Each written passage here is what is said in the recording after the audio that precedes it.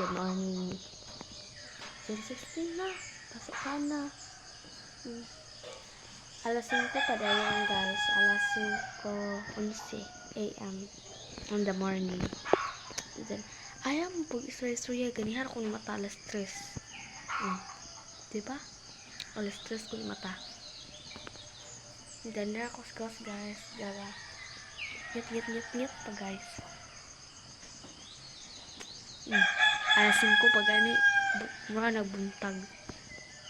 So, mag-update na ko ninyo unya guys. Hindi ka human ako gigo. Kaya unya pa man kong alas 5. Media maliko. Kaya sayo pa. Tugnaw pa ron. So, dahil ako din yung guys. So, naghilamos na ako. And then, look. My face. Pak! And then, nagdungag na day ko guys. And then, ang oras kay hapit na alas 6. Alas 5:42 na. And then, nagdungag na ko guys. Ako yung nagdungag, kaya si mama. Natog pa si mama. Kaya nga no, di ka po eh. So, mag-update ako ninyo na kamaligo na po ko. So, bye. So, alas 6 na. Ay, wapa di ay. Alas 5 pa di ay. Excited yan. Hindi ko excited, huy. Huwag ang awarang. Darag bag ready na. And then, darag pag uniform.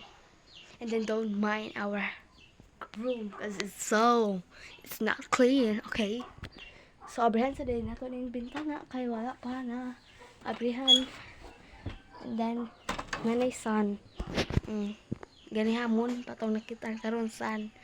So, while naligo pa si kuya guys, naunhan ko niya kay ako mong nagdungag ko.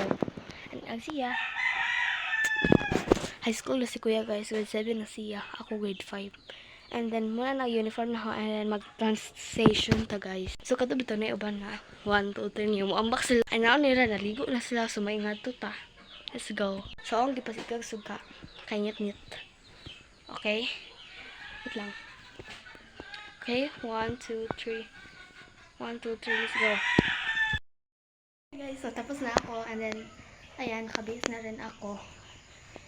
So, magsaklay na tayo. Kasi, hapit na 6:39 a.m. na. So, tara, let's go. Kaya na lang ako mag-update sa inyo kasi busy na ako. Malapit na ako malate. And then, lunch time na.